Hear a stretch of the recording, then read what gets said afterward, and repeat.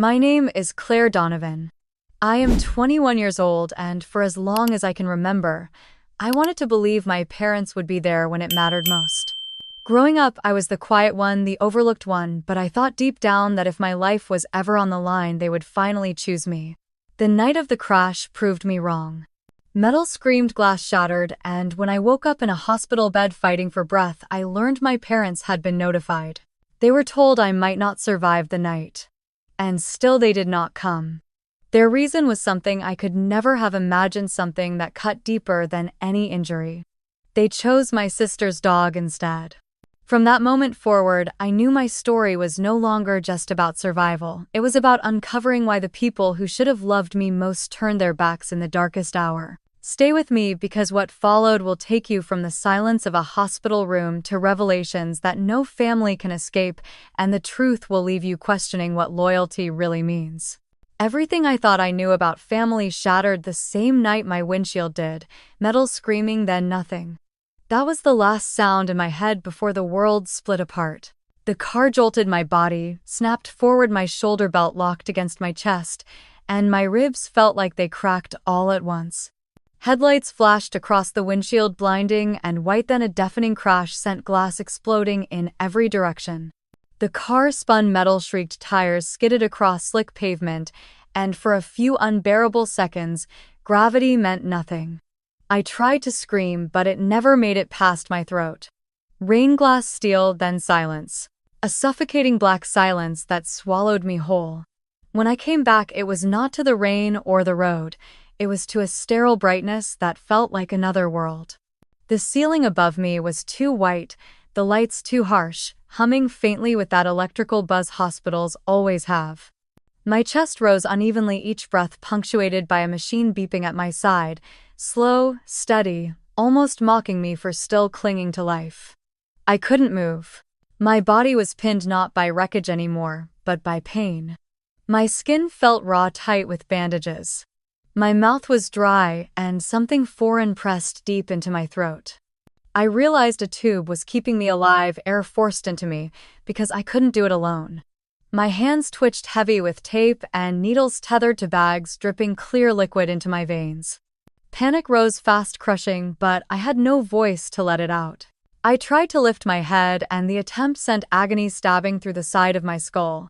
Warmth trailed from my temple, stitched tight and pulling with each tiny movement. My body felt less like flesh and more like shattered porcelain glued together by strangers.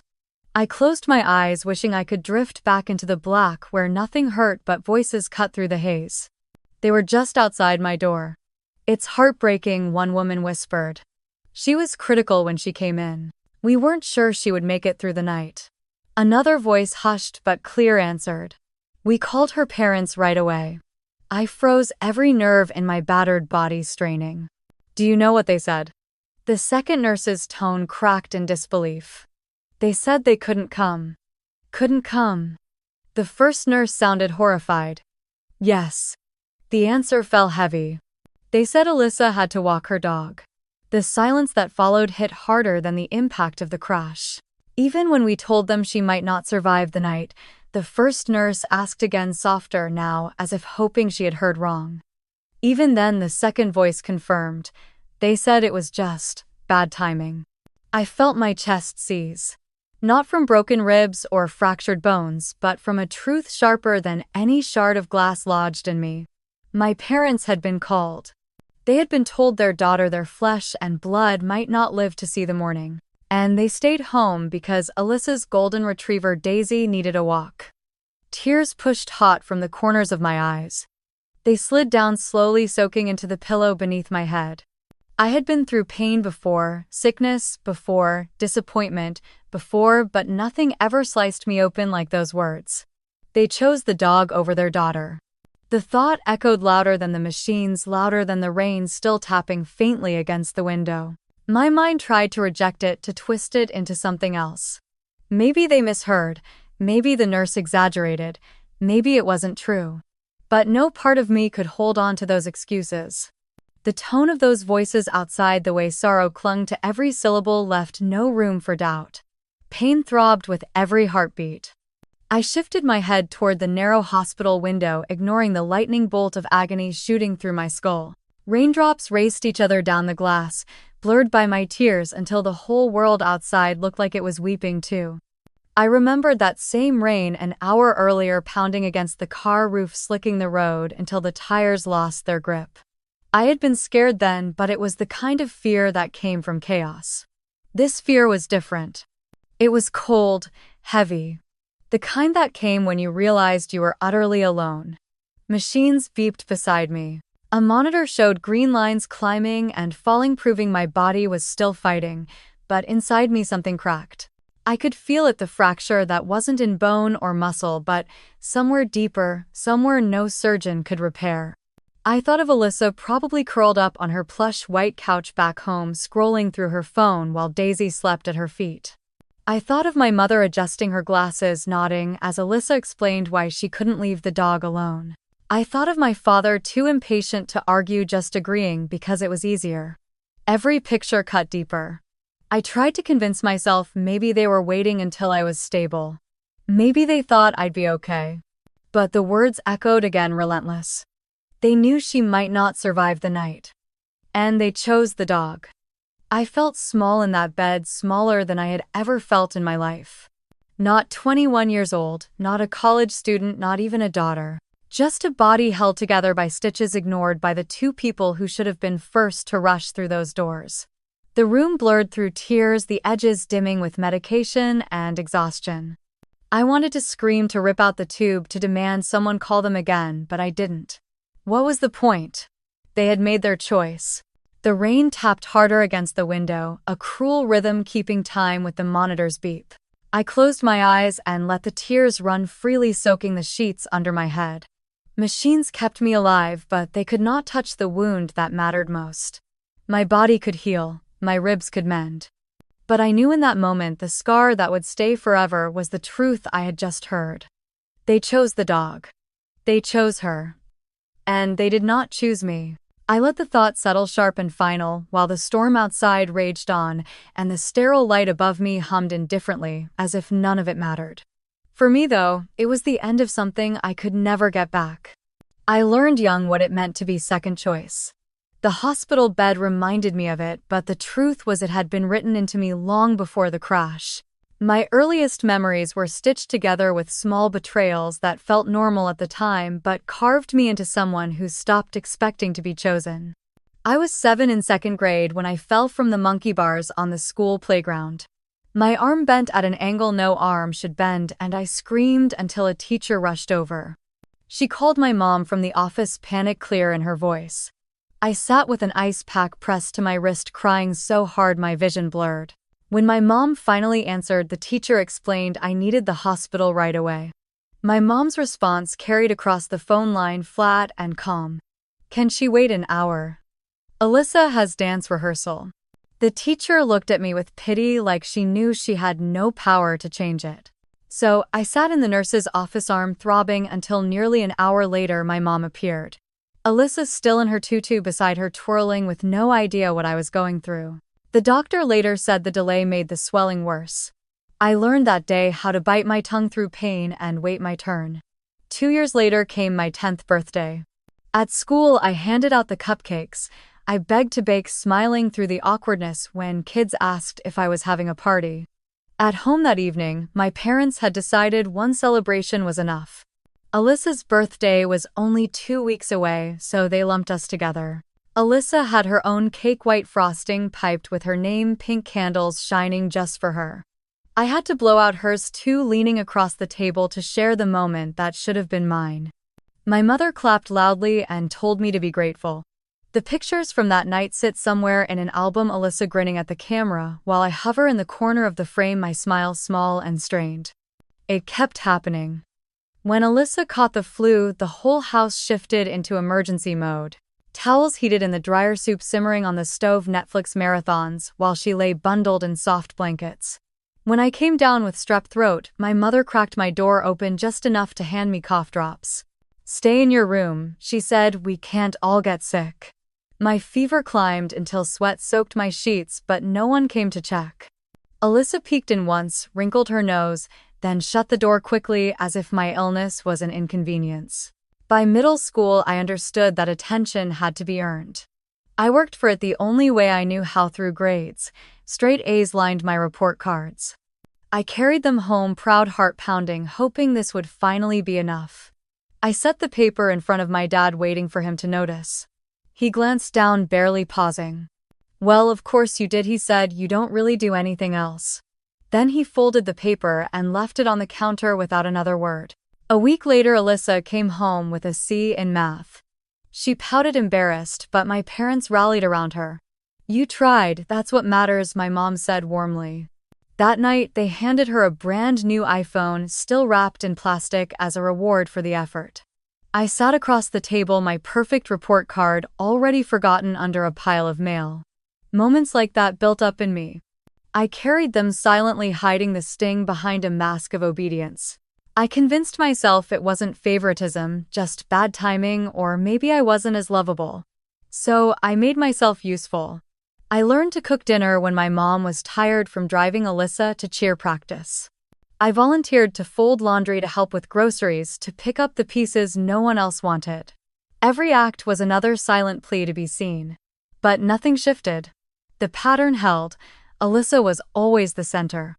I was the background. I can still see one evening clear as glass.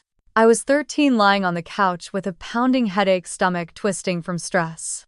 My mom sat beside Alyssa, braiding her hair while Alyssa talked about her friends and upcoming dance recital. I whispered that my head hurt, that I felt dizzy. My mom barely turned. "Take some Advil," she said. Then she smiled at Alyssa, praising how shiny her hair looked. I sat there, invisible in my own home, while my scalp burned with the truth. No matter what I said or did, I was never the one who mattered. These memories crowded me in the hospital bed, stacking one on top of another until they crushed me under their weight. The accident had not created the distance between me and my parents. It only proved what had always been there. I realized that night in the ICU that the crash had stripped away the last veil. My parents did not come because I was not their priority. I had never been. From monkey bars to birthday cakes, from sick days to report cards, the truth had always been the same. I was not chosen. I was not the favorite. I was not even considered. That knowledge sank into me like ice water. It stiffened my spine, tightened my chest, and forced me to face what I had avoided for years.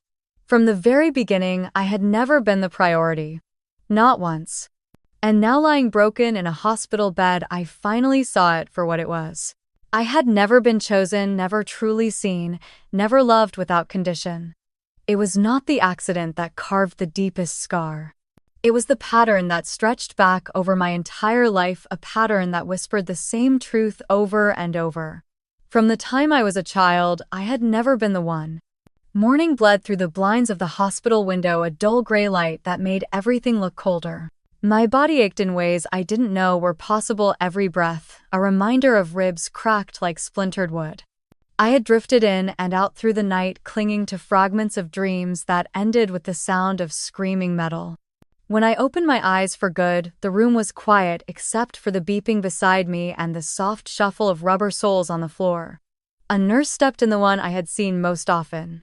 Her badge read Marissa Clark. She carried a clipboard, but when her eyes met mine, she smiled gently, as if trying to stitch me back together with kindness alone. She checked the monitors, adjusted the line in my arm, and then leaned closer. "You're stronger than anyone thought," she whispered, her tone calm but careful. "We didn't think you would make it through the first 48 hours. But you did."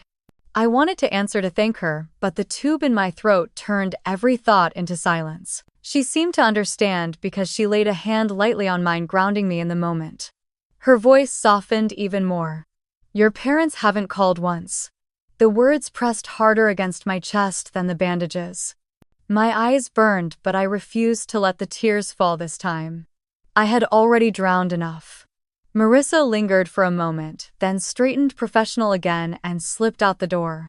Later that afternoon, a man in a white coat came in, a folder tucked under his arm. He looked tired, the kind of tired that comes from too many lives in your hands at once. His badge read Dr. Samuel Lee. He introduced himself, though I already knew from the nurse's whispers who he was. He asked how I felt, shining a light in my eyes, pressing gently against my bandaged ribs. I grimaced at every touch but kept my silence because the tube still held me hostage. He set the folder on the tray table, flipping it open with the ease of routine. I couldn't see everything from my angle, but I caught the top of the page, my name typed in black letters. Below it, lines of notes times updates. He studied them and then sighed. His eyes lifted to meet mine, and something in them told me he carried a truth I was not ready to hear. "I want to be honest with you," he said slowly, almost as if speaking to someone who might break under the weight of the words. "When you came in, we contacted your parents immediately. It's standard procedure, of course."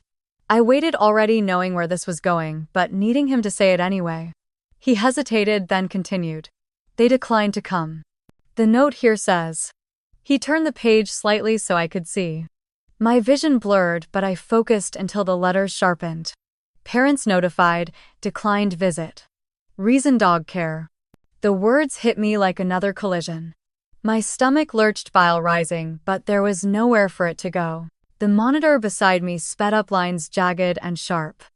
Dr. Lee reached out, steadying my arm. "Breathe slow," he urged, calm but firm. I tried forcing air through my lungs, but the truth had already lodged itself too deep. There it was in black and white, not whispered through a door or softened by pity. It was official, logged in a hospital record, permanent proof of my place in their lives. My parents had been given a choice between me and a leash, and they chose the leash. I closed my eyes, trying to escape the sight of those words. Memories of my childhood blurred against them like shadows, every moment of being overlooked, every dismissal, every time Alyssa was lifted high while I stood unseen. Now it was documented, undeniable part of my medical history. Dr. Lee's voice cut through. "I am sorry. I know that isn't easy to hear." I opened my eyes and looked at him. For once, I didn't feel the urge to excuse them or pretend it didn't hurt.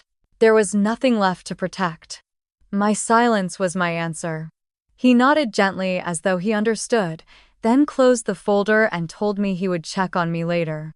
When he left, the room seemed bigger and emptier than before. The rain had stopped, leaving streaks down the window, but I didn't look outside. I stared at the ceiling, each white tile a reminder of how small I was in this place, how disposable I had become to the people who should have been here first. I let the truth sink in, heavy and cold. There was no misunderstanding, no room for excuses. They had been called, they had been told their daughter's life was slipping through their hands. And they had chosen Alyssa's golden retriever over me. The anger came quietly, not in a burst, but in a slow burn that filled every corner of me. I had spent my life justifying them, believing if I tried harder they would see me. But now, staring at the ceiling with stitches pulling at my skin, I felt something inside, close off. I decided then, with more certainty than I had ever felt about anything, that if I survived this, if I walked out of this hospital, I would not walk back into their lives. The monitor beeped, steady, almost in rhythm with the vow I repeated silently. Never again. I turned my head toward the empty chair beside the bed, the place where a parent should have been.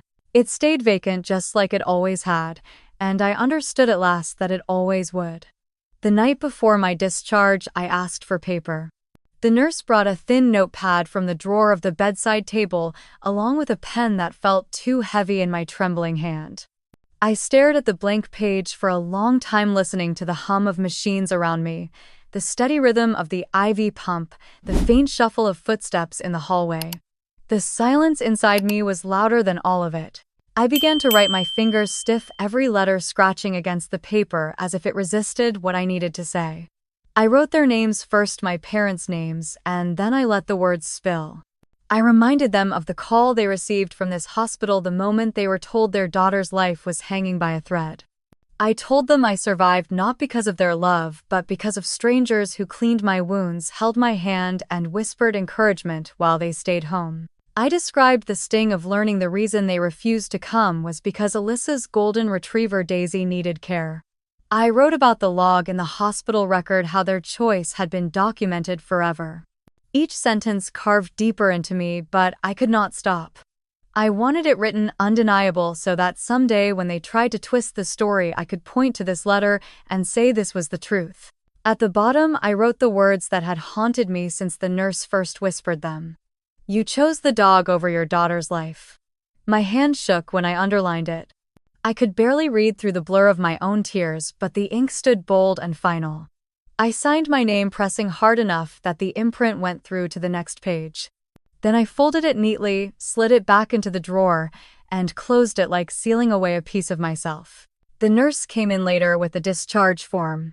She smiled kindly, told me I was strong, that not everyone made it this far. I nodded, gripping the pen again to sign my name one last time on the hospital papers. My body still ached, ribs wrapped tight, stitches pulling with every breath, but I forced myself upright. Slowly, painfully, I removed the lines from my arm, the sensors from my chest. Each piece that detached felt like unhooking myself from the place that had kept me alive. I changed into the clothes folded at the bottom of the drawer, the same ones I had worn the night of the crash. They smelled faintly of smoke and rain, wrinkled and stiff, but they were mine. I packed what little I had into a small black case, the zipper catching halfway before sliding shut. I stared at it for a moment, realizing how little I carried after everything. Then I stepped out into the hallway. The corridor was dim-lit by strips of neon that cast everything in pale blue. My shoes echoed softly against the tile, each step unsteady but determined. I passed closed doors, rooms where machines beeped and whispered, where other families sat vigil. My hand clenched the strap of my bag, knuckles white.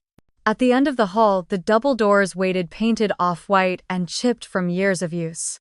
I paused, glancing back once at the nurse's station where Marissa looked up and caught my eye. She gave me a small nod, almost like a blessing, and I managed the faintest smile in return. Then I pushed the door open. The cool night air hit me first, sharp and damp, carrying the smell of asphalt still wet from rain. I stepped onto the pavement, my body shivering from more than just the temperature. The fluorescent lights above the entrance buzzed faintly, throwing long shadows across the empty lot. For a moment I stood there, the weight of the bag on my shoulder, the ache of stitches tugging against my skin, my letters sealed away behind me. I listened to the quiet, no familiar voice calling out my name, no parents waiting with open arms. Only silence. I tightened my grip on the strap and walked forward. Each step carried me farther from the bed that had held me, farther from the chair that had remained empty, farther from the idea that I would ever be chosen by them. Behind me, the automatic doors closed with a hiss. The sound was final, like a chapter slamming shut. I didn't turn back. The old world, the one where I waited for their approval, ended with that sound. What lay ahead was uncertain, but at least it was mine. A week later, they finally showed up. By then, I was gone, miles away from the place where I had left my blood, my tears, and that letter. I only heard later from Marissa what happened when Linda and Richard Donovan walked into St. Lay's, Helena with Alyssa trailing behind them. They came through the automatic doors like they were checking into an office, not a hospital where their daughter had nearly died. No rush, no panic, just the shuffle of footsteps on polished tile. Marissa told me later she had been standing at the desk when they asked for me, their voices clipped as if it was an inconvenience that I wasn't waiting where they expected. She explained calmly that I had been discharged days earlier. Their faces, she said, did not crack with surprise or relief. They simply nodded as though she had confirmed an appointment they were late to. Richard adjusted his watch, Linda pressed her lips together, and Alyssa rolled her eyes, muttering under her breath. Then Marissa reached into the drawer where I had placed the folded paper. She slid the envelope across the counter, her hands steady, and told them I had left something behind. Linda's fingers trembled as she picked it up. Richard stood behind her with his jaw clenched tight, the muscle twitching. Alyssa leaned against the counter, arms crossed, impatient. Linda opened the letter. The words stared back at her in the same ink I had pressed through the paper, the same words that had burned in me as I wrote them. She read silently at first, then her face crumpled. A sound escaped her, thin and broken, a gasp that turned into sobs. She pressed the letter to her chest as if that could change its meaning. Richard did not speak. His shoulders slumped, his eyes fixed on the floor. For once there was no lecture, no defense, no attempt to reason it away. He simply stood there, hands hanging at his sides, as if the weight of the paper in Linda's grip dragged him down too. Alyssa scoffed, her voice sharp against the hush of the corridor. She said I was being dramatic, that I always liked to play the victim. Her tone was flat dismissive, the same tone she had used when I was 10 and crying because she got a birthday cake of her own while I blew out candles from the side. Marissa didn't flinch. She looked Alyssa in the eye and said quietly, almost like a truth meant for the air, more than for them, that when someone leaves this quiet, they are not coming back. Her words hung there heavier than the hum of the fluorescent lights. The silence that followed was not the kind that begs to be filled. It was thick, suffocating. Linda sniffled into the paper. Richard stayed rooted in place, and Alyssa shifted uncomfortably but offered nothing more. One by one, they turned toward the exit. No one raised their head as they walked back down the corridor. Linda kept the letter clutched against her like it might dissolve if she let go. Richard's footsteps dragged. Alyssa pulled out her phone, her eyes fixed on the glow of the screen instead of the walls that had held the proof of their neglect. Marissa told me she watched them pass through the same doors I had walked out of, but in them there was no resolve, only the hollow echo of people stripped of excuses. They moved as if carrying something they could never set down. Outside, the parking lot was bright under the morning sun, the asphalt steaming from last night's rain. Their car sat waiting, spotless, polished, like everything in their world was meant to look better than it really was. They climbed in without a word. The engine started, the car pulled away, and that was the last the hospital staff ever saw of them. For me, knowing this later, the image stuck in my mind. My parents and my sister walking out of that building, not with me, not with hope, but with a folded piece of paper that told them exactly who they had been. They left in silence because silence was all they had left. And for the first time, it was not mine to carry. I moved into a small attic apartment above a used bookstore called Second Chapter Books in downtown Columbus. The place smelled faintly of paper and dust, but it felt safe, tucked away above shelves that carried stories older than me. The ceiling slanted, the paint peeled in some corners, and the windows rattled when trucks passed on the street below. None of it mattered. It was mine. The landlord, Mrs. Keller, was a widow in her 70s with kind eyes and a way of minding her own business. She handed me the keys without prying into why a 21-year-old girl looked like she had walked out of a war zone. She only said that rent was due on the 1st of each month, and that if I wanted to pick up hours in the shop, she could use an extra pair of hands. So I did. I started stacking books, wiping shelves, and working the old register that always rang too loudly. Customers came and went, most of them regulars who knew Mrs. Keller by name. At first, I kept my head down, spoke as little as possible, and let the rhythm of the place carry me. It felt like a hiding spot wrapped in hardcovers and quiet. But even hiding places cannot keep the world out. One afternoon, while I was arranging paperbacks near the front table, a woman browsing asked about the scar along my jaw. Her question was casual, curious, not cruel. For a moment my throat tightened, but then I smiled faintly and told her it was just a reminder that I survived. She nodded, and we both let the silence close back around us. It was the first time I had said those words out loud, and they stayed with me long after she left. I began attending a support group for trauma survivors at a community center a few blocks away. The first evening I walked in, my palms were damp, my chest tight. Folding chairs circled the room, and strangers sat with downcast eyes, each carrying their own invisible weight. When it was my turn to speak, I froze. My voice caught, and before I could stop myself, tears spilled down my face.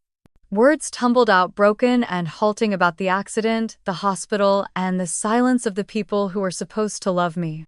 I expected judgment, but none came.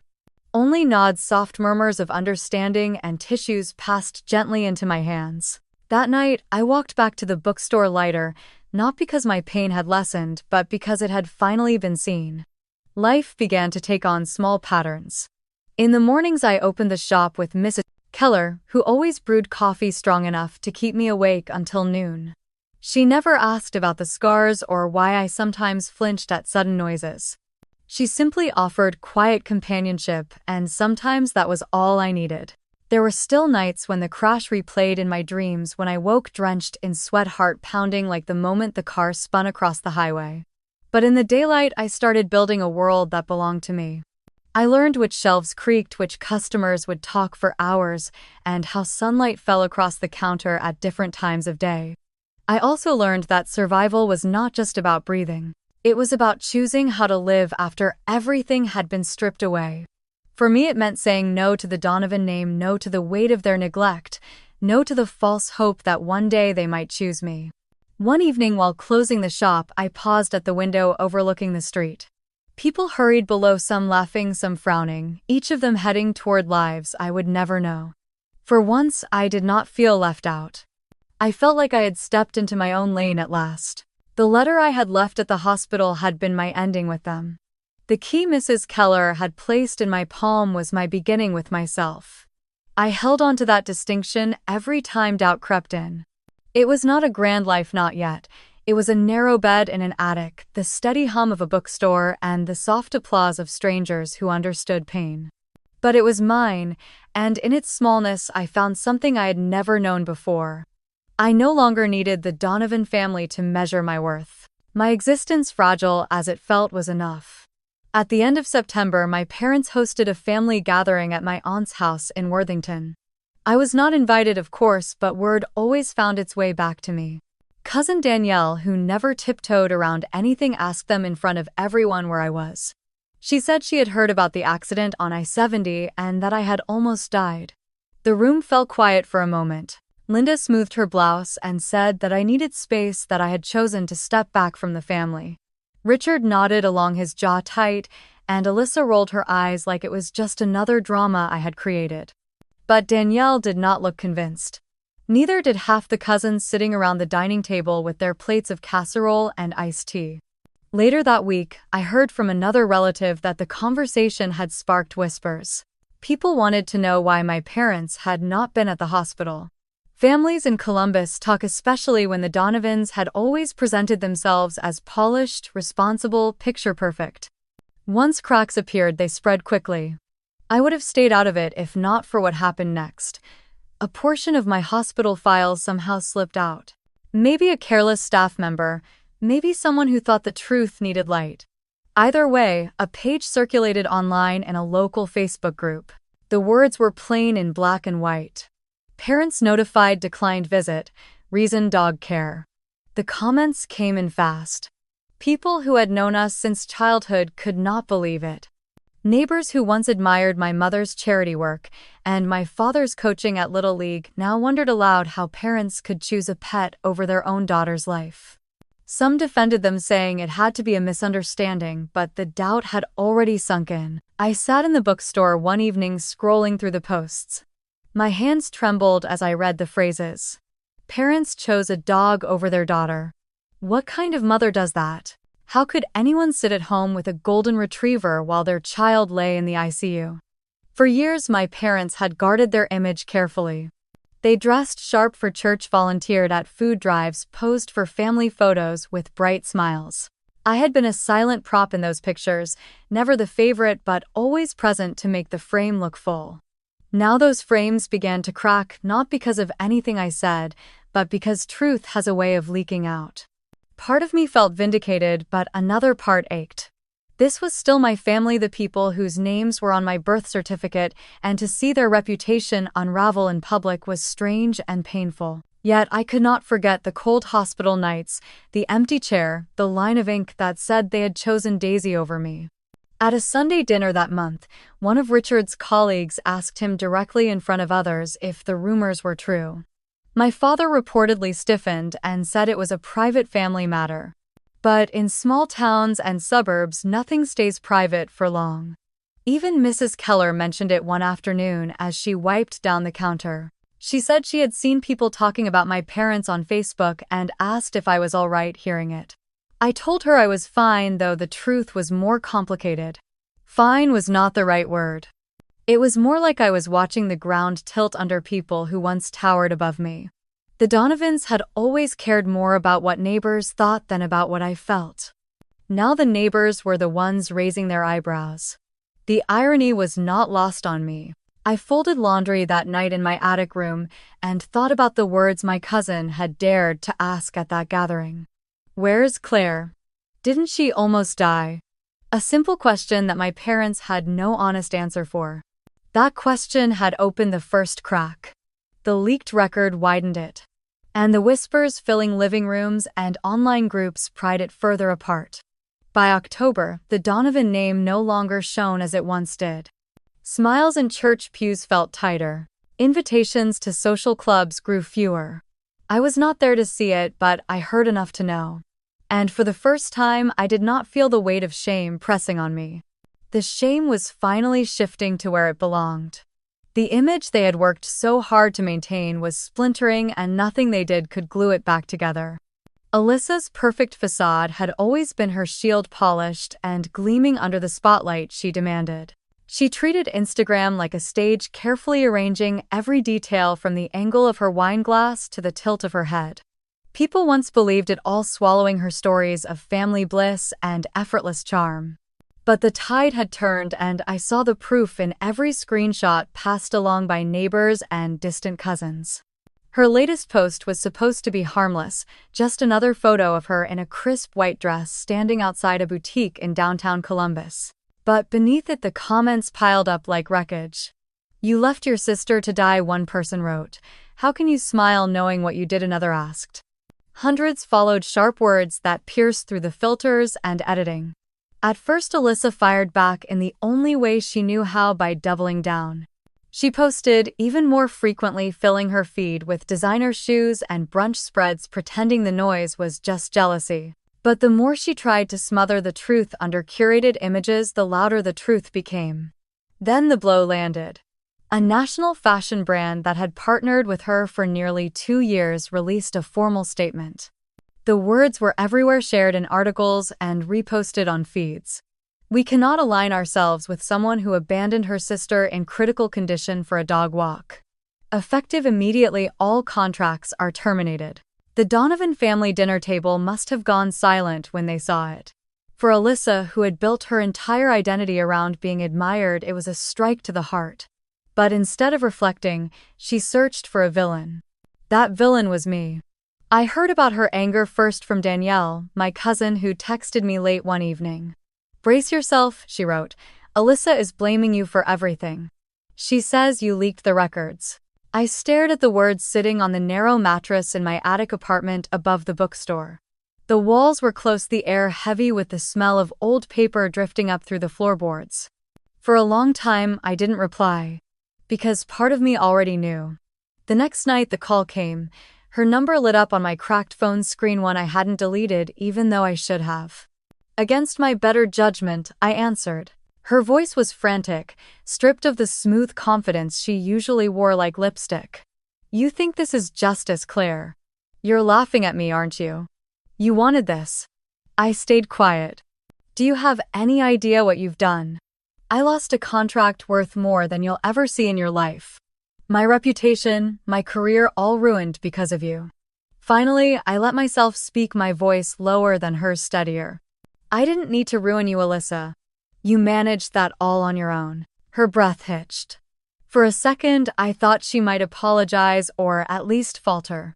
But then she snapped, spitting words like venom. "You've always been jealous, Claire, and now you're dangerous." The line went dead, but her accusation lingered. Dangerous. The following morning, she posted a long story filled with glittery fonts and carefully posed selfies. In it, she claimed to be the victim of lies, said people were jealous of her success, hinted at betrayal from within the family. She never mentioned me by name, but everyone knew who she meant. The comments didn't forgive her. They turned sharper, pointing out her evasions. Screenshots of the hospital records circled again, alongside whispers from the Facebook moms group where someone had shared my discharge note. The truth could not be buried under pastel colors and pretty captions. Meanwhile, I continued shelving books at second chapter, helping customers find novels for their teenagers, sipping coffee with Mrs. Keller after closing. On the surface, my life was small, almost invisible. But every day I carried with me the knowledge that the scales were finally tipping. I did not rejoice in Alyssa's downfall, not exactly. The girl who once lived in my shadow was learning what it felt like to stand in one, and I could almost pity her if I didn't remember the nights I begged for care and was denied. For the first time, Alyssa was being judged not by me but by the world she had courted so eagerly. And for the first time, she was found lacking. I sat on the attic floor one night, the rain tapping against the window, and thought about how fragile her kingdom had been. Built on applause, it had collapsed the moment the clapping stopped. This wasn't revenge, not yet. It was consequence. And it was only beginning. I opened my laptop late one night, the attic quiet except for the creak of old pipes and the hum of the bookstore's heater below me. The cursor blinked on an empty page, and for once I didn't try to silence it. My hands trembled, but I began to type. The words poured out jagged and raw. I called it The Night They Didn't Show Up. I wrote about headlights slicing through rain, the sound of steel screaming, and waking up in a hospital bed with a tube down my throat. I described the whisper I overheard in the hall, the way my parents chose Alyssa's dog over me. I didn't name them. I didn't need to. The story wasn't about revenge, not yet. It was about survival. When I hit publish, it was under an anonymous handle. No photo, no location, just a story thrown into the void. I expected it to vanish like everything I had once said in that house, swallowed by silence. Instead, it began to ripple. At first, it was only a few comments on the blog itself. Someone wrote, "I thought I was the only one who had parents like that." Another said, "I cried reading this because it feels like my childhood." I checked the page the next morning and the view count had tripled. By the weekend, someone had shared it in a Columbus support group. A local blogger reposted sections with the caption, "Sometimes the ones who should protect you walk away." Within a week, the piece had traveled far beyond Ohio. I saw screenshots on Twitter, fragments posted on Facebook with thousands of likes. The words I had typed in the attic were now echoing in places I had never been. One night, Mrs. Keller brought me tea upstairs and said gently, "There's something you need to see." She handed me her phone. A regional news site had run an article, anonymous blog post about parental abandonment in Columbus goes viral. I stared at the screen, my throat tight. They didn't know it was me, but the world suddenly knew my pain. Emails began to arrive in the inbox attached to the blog. Most were short, just a line or two. "Thank you for writing this. I thought I was alone. You put into words what I never could." Some were longer, filled with stories of people who had been overlooked, dismissed, or forgotten by the very families meant to love them. I read each one slowly, letting their words settle into me like a balm. And then came the message that stopped me. It was from a woman named Emily Hayes in Nebraska. She wrote that she had been struggling, that her parents had minimized her existence for years, and that she had thought about ending her life the night before. Then she found my story. She ended with, "Reading your story saved me." I sat frozen, my hands hovering above the keyboard. Saved me. The phrase echoed louder than the monitors had in the ICU. I thought about that hospital room, the vacant chair beside my bed, the whispered words about a dog. I had survived without them. And now somehow, in telling the truth, I had helped someone else survive too. The tears came suddenly, spilling hot and unstoppable down my cheeks. Not because of sorrow this time, but because for the first time I felt the weight of my voice. It wasn't just the story of what they had done to me. It was a bridge to strangers who carried their own wounds. I wrote back to Emily. I told her she was not invisible, that her pain was real and it mattered. I told her survival was enough, even if it felt small. I signed it simply. From someone who understands. After that, I kept writing. Each week I posted a new entry, sometimes about the accident, sometimes about the years of being overlooked, sometimes about healing in small, messy steps. Each one found its way into the hands of more readers. The comments filled with voices that had been quiet too long. At the bookstore, I noticed customers who lingered longer, who glanced at me with recognition. I wondered if they had read the words and connected the scars on my face to the story. No one said anything outright, but there was a new gentleness in the way some of them smiled. One afternoon, a man with a kind face pointed at the scar on my forehead as I handed him his receipt. "What happened, if you don't mind me asking?" I took a breath and smiled faintly. "Just a reminder that I survived." His eyes softened. "That's enough," he said. That night, I opened the inbox again. Hundreds of unread messages waited, but I didn't feel overwhelmed. I felt steady. Each one was proof that my story mattered, that silence could be broken. The Donovans had once decided my worth was less than the family dog. but strangers across the country were telling me I was more than enough. And in their voices, I finally began to believe it myself. News of the lawsuit reached me before I even saw it in the papers. A woman from my support group mentioned it in passing. "Did you hear?" she asked, eyes wide. "Your parents are suing St. Helena." I laughed at first, a short, sharp sound that startled even me. It felt absurd, but when I got home and opened the local news site, there it was in bold letters. Donovan family files lawsuit against St. Helena Hospital for breach of privacy. My stomach turned. They were really doing it. They were trying to erase the truth by dragging the hospital into court. The article said Linda and Richard Donovan claimed their private information had been leaked unlawfully, resulting in damage to their reputation. They painted themselves as victims, as if the hospital had invented the words that were written in their own hands. I wanted to close the page and walk away, but I couldn't. I read every detail, every date, every phrase until the screen blurred. They were asking for damages, for an apology, for the hospital to be punished. Not once did it mention me.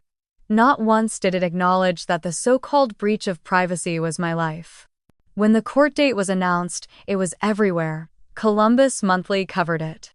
Local radio shows debated whether hospitals should be held responsible for leaks. Strangers argued in comment sections, some defending my parents, most shaking their heads. The morning of the hearing, I sat in the back row of Franklin County Courthouse. I wore plain clothes, hair tied back, and kept my eyes low. I wasn't there to be seen, but I couldn't stay away. The Donovans arrived together, polished and practiced. Linda in a navy dress suit, Richard in a tailored gray jacket, Alyssa in oversized sunglasses, though it was cloudy outside. They looked like a family going to church, not people about to face the weight of their own decisions. The hospital's attorney, Michael Green, rose first. He was calm, silver-haired, his voice even. He spoke about medical confidentiality, about procedures, about the hospital's strict adherence to privacy. And then he said quietly, "We will present the internal logs that show the plaintiffs were notified at the time of their daughter's accident and that they declined to come."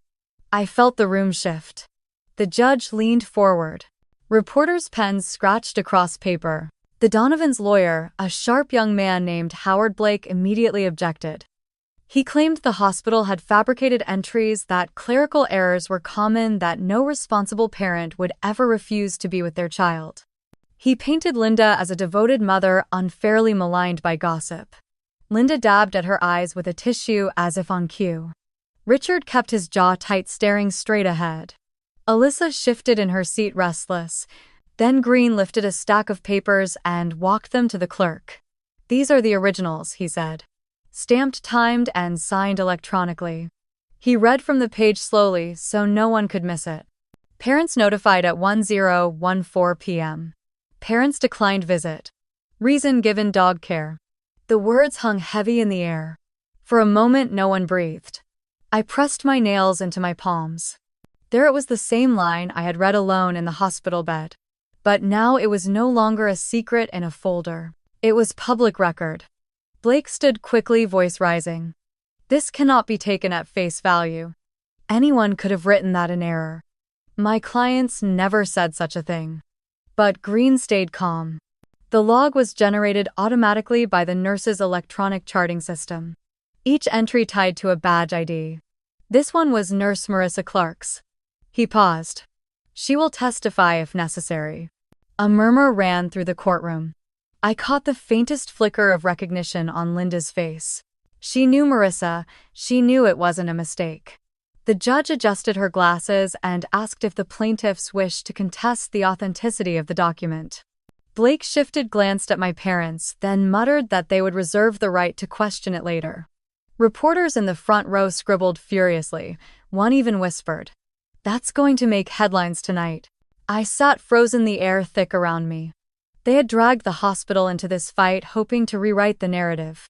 Instead, the truth was louder than their performance. The very words they had tried to bury were now read aloud under oath. Linda kept her tissue pressed to her eyes, but her shoulders were stiff, her tears controlled. Richard's face turned a dull red. Alyssa leaned over to whisper something, and Linda shook her head sharply, silencing her. The judge called a recess, and the room buzzed with chatter. Reporters filed out quickly to call their editors. I stayed seated, my hands gripping the bench. For the first time, the weight of proof wasn't mine alone. When the Donovans stood to leave, people turned in their seats to watch them. No one smiled. No one offered sympathy. They walked down the aisle in silence, their polished image cracking with every step. I didn't move until the room emptied. The pages of that log stayed in my mind, the line burned deep. Parents notified. Declined visit. Reason dog care. It was undeniable now, and the world had heard it. Judge Harold Simmons adjusted the papers on his desk, his hand lingering over one in particular. The courtroom had settled into a hush after the recess, reporters poised with pens ready, my parents stiff in their seats. I knew something was coming even before he spoke. The judge cleared his throat and said he would now enter into record a document found in the patient's hospital file written in her own hand. He looked over his glasses toward my parents. This is your daughter's letter left the night before her discharge. The air shifted. I felt my pulse rise as if it were me on that stand, though I sat tucked in the back row. Judge Simmons unfolded the sheet and began to read aloud. His voice was calm but firm, each word carrying the weight of law. I am writing this so there is no confusion, the letter began. You did not come. You did not call. I survived because strangers held my hand when I could not hold my own. The room stilled as the words traveled through it. No coughs, no shuffling of feet, not even the clicking of reporters' pens. The judge continued. You chose the dog over my life. That is not love. That is abandonment. From this night forward, I release myself from you. Linda's hand flew to her mouth. A low sound broke from her throat, half sob, half protest. Richard's shoulders sagged forward, his head bowed so low I could barely see his face. Alyssa sat rigid, her chin tucked down, as though if she looked up she might meet the eyes of everyone staring at her. I had written those words with shaking hands, my body weak, my spirit raw. I remembered the cold hospital pen, the way the ink smeared when my hand trembled. Now, those same words filled the walls of a courtroom and pressed against the polished veneer my family had spent a lifetime maintaining. Judge Simmons read the last line with deliberate care. You will not see me again. You forfeited that right the night you left me alone. He set the paper down and let the silence hang. It felt like an eternity, every second louder than the last. For the first time, the truth was not just mine to carry. It was spoken aloud, entered into record, undeniable. My family's shame had no curtains to hide behind. Linda began to cry, harder, shoulders heaving, though I couldn't tell if it was guilt or humiliation. Richard rubbed his forehead as if the words themselves were too heavy to bear. Alyssa muttered something under her breath, but the microphone caught enough for people to hear. She's being dramatic. The words snapped through the silence, brittle and sharp. Several heads turned toward her, disbelieving. Even the judge's eyes narrowed before he banged the gavel once for order. Attorney Green rose slowly, voice steady. Your Honor, this letter speaks for itself. It is not speculation. It is not gossip.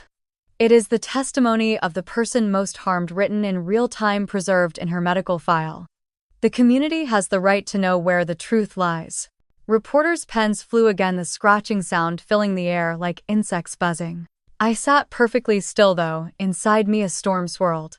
I had not planned for this, had not dreamed my private words would ever be read aloud in such a place. Yet, as I listened, I felt no urge to take them back. They were my truth, and the world had needed to hear them. The judge let out a slow breath. The record is clear. Whatever reputational damage has occurred is not the result of hospital negligence, but of choices made by the plaintiffs themselves. I saw Richard flinch. Linda leaned heavily against him, whispering something I could not catch. Alyssa pressed her lips so tightly together they turned white. The gavel struck again, sharp and final.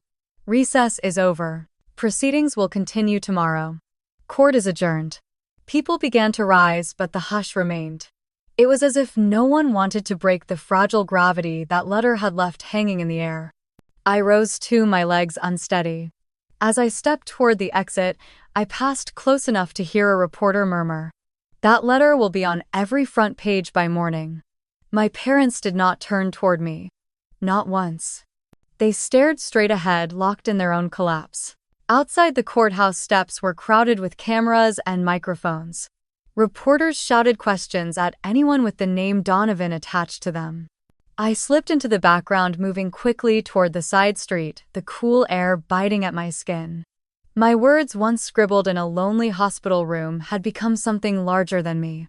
They had cut through the silence my family depended on and forced the truth into daylight. For the first time, I understood that I didn't have to stand in front of them to be heard. My voice was alive, echoing without me. I kept walking, my heart still unsteady, knowing the fight was far from over, but feeling for the first time that it was no longer mine alone to wage. A year later, I stood behind a black curtain at the Greater Columbus Convention Center, palms warm against a stack of note cards I would never use.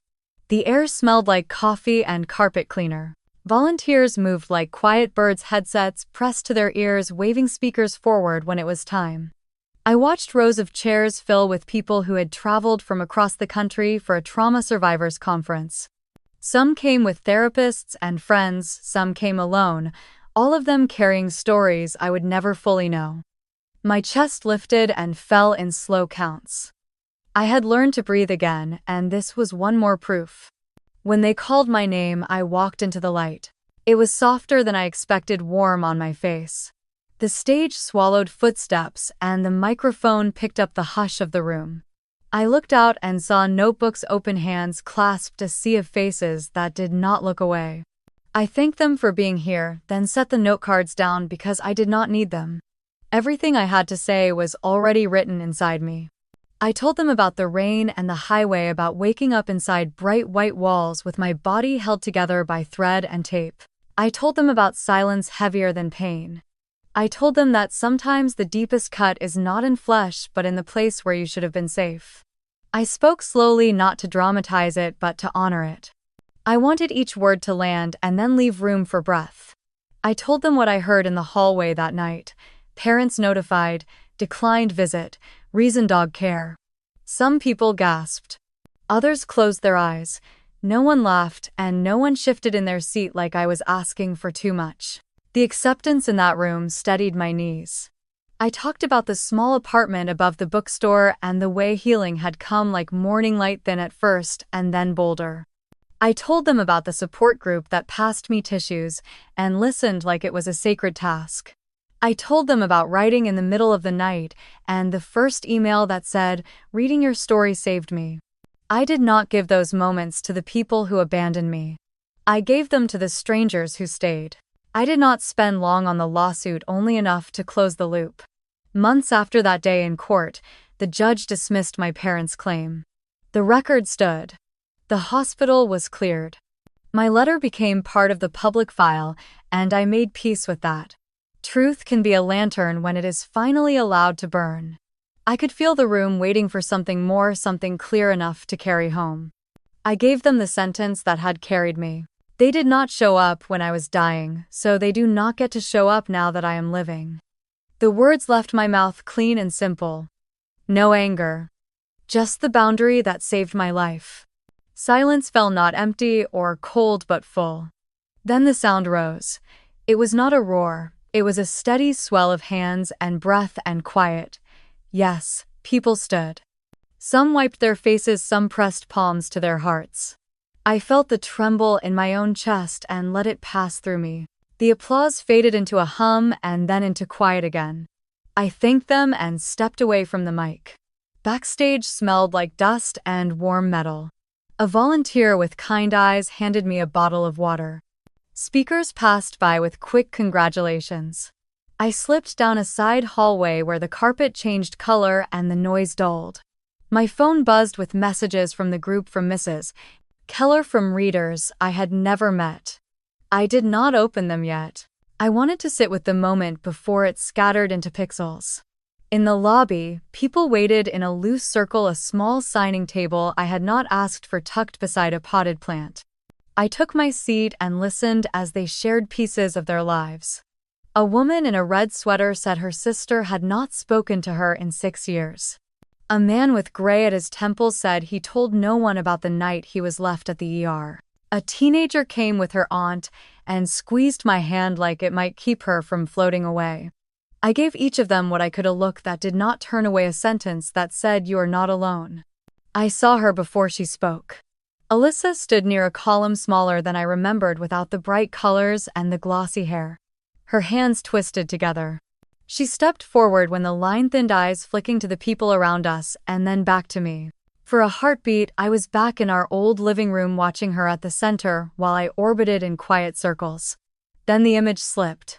She said she wanted to talk. She said she was sorry. She said the word like it could be a key. Her voice was soft, careful, carrying just enough pain to sound real. I listened without rescuing. She told me she had not realized how bad it was that night. She said she thought I would be fine. She said people make mistakes and sometimes those mistakes are loud. I let the words fill the space between us. I thought about the hospital bed, the empty chair, the months when she watched the internet break open under her. I did not hate her. I also did not owe her the version of me who would smooth it all over. I told her the only truth that mattered. You knew, you just did not care. I said it without heat. It was not a knife. It was a door closing. She flinched like the sound itself had weight. She started to say something else and then stopped. For a second, I saw the little girl in the tutu and the gleam of a cake that had my candles and her name. Then I looked at the woman in front of me and saw someone who would have to learn to live without my forgiveness. She nodded once, then turned and walked away. No cameras, no string music.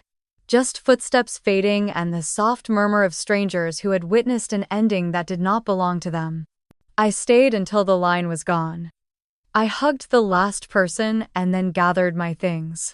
Outside the convention center, the sky stretched clear, a bright Ohio blue washed clean by a morning breeze. The city sounded like itself again, cars and crosswalk beeps and the low hum of voices. I stood on the steps and felt the sun find my face. It did not feel like a finish line. It felt like a road I had chosen on my own 2 feet. I thought of Mrs. Keller saving me a seat behind the counter and the way the bookstore doorbell chimed whenever people looking for second chances walked in. I thought of the support group and the circle of chairs where we practiced telling the truth without apologizing for it. I thought of the readers who sent me their stories and trusted me to hold them gently. I thought of the girl in the ICU who made a vow with stitches pulling at her skin. She had kept it. I walked toward the street, not fast, not in a rush to outrun anything. The past was loud, but it was behind me. Ahead there was a modest apartment, the scent of paper and dust, a stack of blank pages, and a life that fit in my own hands. I felt the weight of it and did not flinch. I carried it gladly. If you have ever had to choose yourself over a family that made you small, if you have ever walked out of a room in quiet and did not look back, I want to hear your story. Share it in the comments so others can find the courage they need. If this journey spoke to you, stay with this channel, like the video so it reaches someone who needs it, and subscribe so we can keep telling the truths that help us heal.